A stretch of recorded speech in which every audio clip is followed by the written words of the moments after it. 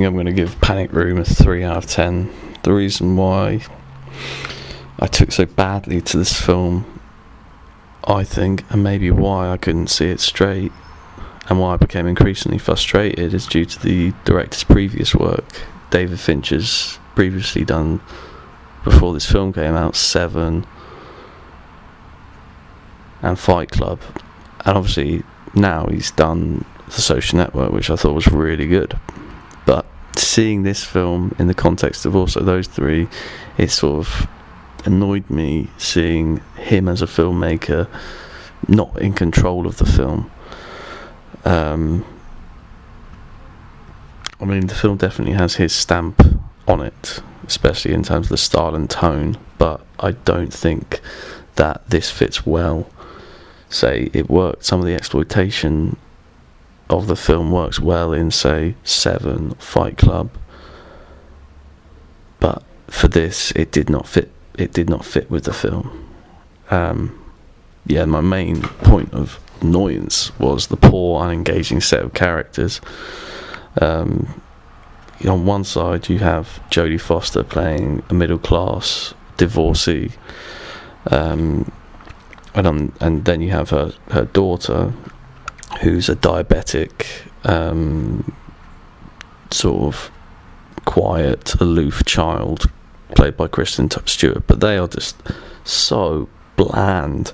I know it's probably meant to, because they're sort of middle class and they've got this big house, but they are so bland, their faces so expressionless. And even when the characters start getting into more urgent situations, even then there's no sense of urgency in the film. I was actually almost quite happy that one of them has a fit at one point. I was just like, yeah, you deserve that for being so mundane. Then, on the other hand, there's the stupid, stereotypical villains of Jared Leto, Forrest Whitaker, and another character I don't know called Paolo.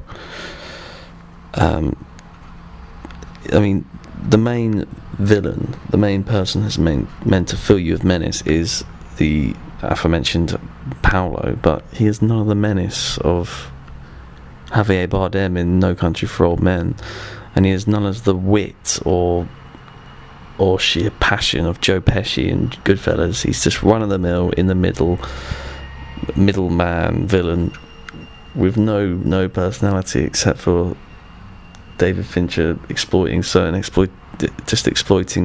excessive use of the swear word and just unintentional violence. The Forrest Whitaker character is supposed to be the moral backbone and where the tension of the group of villains lies, but you start really to question why a man with such strong conscience would be in cahoots with these fellas, and why he would even have done this in the first place. Why he would want to steal all this money from this man, or this man's inheritance. But none of the actors are helped in truth by a poor, sometimes cringy script, which really was terrible at times. I mean, there's one particular scene with Jodie Foster talking to police that I thought was particularly stilted. On the positive side, I think the tone, as mentioned before, is good, with this cynical colour palette and stylistic filmmaking that I think David Fincher does really well. I think at the start, the house where the film is set, they build a really nice atmosphere of these sort of large, spacey rooms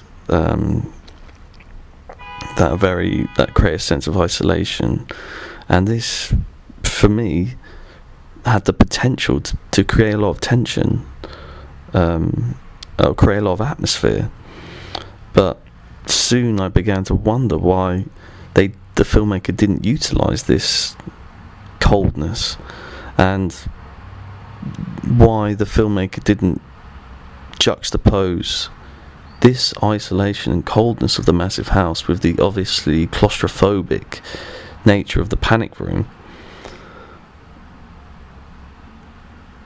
And the filmmaker fails to do that, and I just thought, why didn't he bring these two interesting elements together to create something genuinely arresting.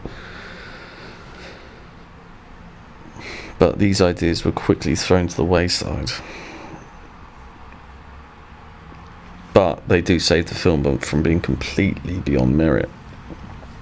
The plot itself maintained my interest, but still could have been done better. Some of the more frantic scenes did engage me, but towards the end they began to wear thin before gradually turning into bland exploitation. These gimmicks drew me out of the film. I know the film is overcompensating or not brave enough when you start doubting the actions of its characters. So yeah, overall, it annoyed me.